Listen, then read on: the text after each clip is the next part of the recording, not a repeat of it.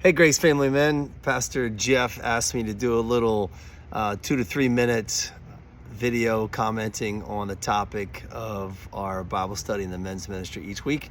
So he's going to introduce me. My name is Anthony McDaniel. I'm glad to be involved. And we're talking about our study here, Following Jesus, week 1, talking about a new life.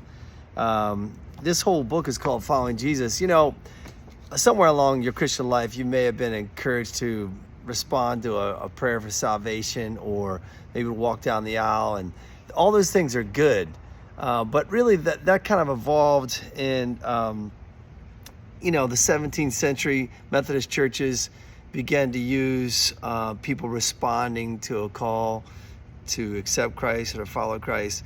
And it was popularized by Charles Finney in the mid-1800s. And a lot of churches use that today. But there's nothing wrong with it. In fact, it's great. But here's what Jesus did. 22 times in the Gospels, he said, "Follow me." And in fact, he was called a rabbi. And that was the tradition of the Jewish culture, was to, the rabbi would choose you. And he would come along and say, "Follow me." And it was an honor to be chosen by a rabbi. And so that's the verbiage of the scriptures. And that's what this whole study is about. What does it mean to follow Jesus?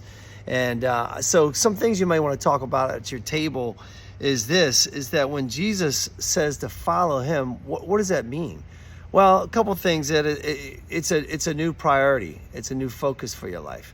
You have a new leader. You have a new set of values. Your life is now prioritized by what he says, what he did, what he challenges us to be and to do.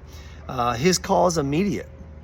The Bible says, John 1:43, the next day he purposed to go into Galilee, and he found Philip, and Jesus said to him, "Follow me."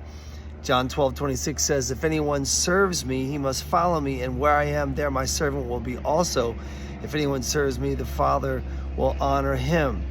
And that is the key part of becoming a Christian, is following him. Every day you get up, you say, what does Jesus want me to do today?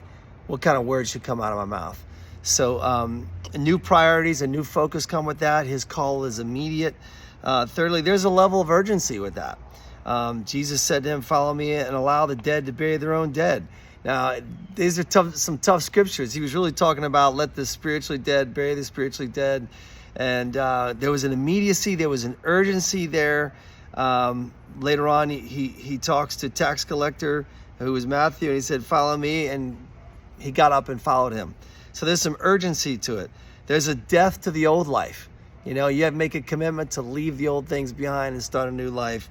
And finally, it's going to cost you something to follow Jesus. These are some things you may want to include in your discussion around the table. God bless you guys. I know it's going to go great.